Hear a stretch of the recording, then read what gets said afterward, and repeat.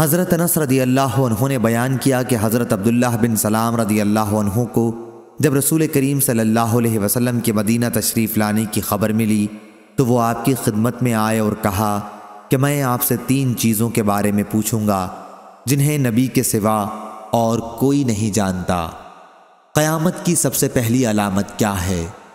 وہ کون سا کھانا ہے جو سب سے پہلے جنتیوں کو کھانے کے لیے دیا جائے گا؟ اور کس چیز کی وجہ سے بچہ اپنے باپ کے مشابہ ہوتا ہے؟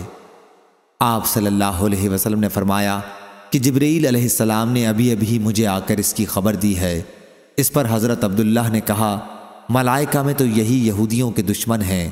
حضرت صلی اللہ علیہ وسلم نے فرمایا قیامت کی سب سے پہلی علامت ایک آگ کی صورت میں ظاہر ہوگی جو لوگوں کو مشرق سے مغرب کی طرف ہانک لے جائے گی۔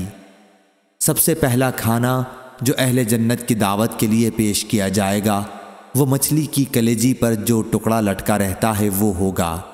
اور بچے کی مشابہت کا جہاں تک تعلق ہے تو جب مرد عورت کے قریب جاتا ہے اس وقت اگر مرد کی منی پہل کر جاتی ہے تو بچہ اسی کی شکل و صورت پر ہوتا ہے، اگر عورت کی منی پہل کر جائے تو پھر بچہ عورت کی شکل و صورت پر ہوتا ہے۔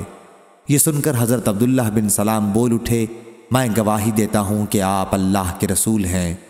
پھر عرض کیا یا رسول اللہ یہود انتہا کی جھوٹی قوم ہے، اگر آپ کے دریافت کرنے سے پہلے میرے اسلام قبول کرنے کے بارے میں انہیں علم ہو گیا تو آپ صلی اللہ علیہ وسلم کے سامنے مجھ پر ہر طرح کی تہمتیں دھرنی شروع کر دیں گے۔ چنانچہ کچھ یہودی آئے اور حضرت عبداللہ رضی اللہ عنہ گھر کے اندر چھپ کر بیٹھ گئے۔ حضرت صلی اللہ علیہ وسلم نے ان سے پوچھا تم لوگوں میں عبداللہ بن سلام کون صاحب ہیں؟ سارے یہودی کہنے لگے وہ ہم میں سب سے بڑے عالم اور سب سے بڑے عالم کے صاحبزادے ہیں، ہم میں سب سے زیادہ بہتر اور ہم میں سب سے بہتر کے صاحبزادے ہیں۔ حضرت صلی اللہ علیہ وسلم نے ان سے فرمایا اگر عبداللہ مسلمان ہو جائیں تو پھر تمہارا کیا خیال ہوگا؟ انہوں نے کہا اللہ تعالیٰ انہیں اس سے محفوظ رکھے۔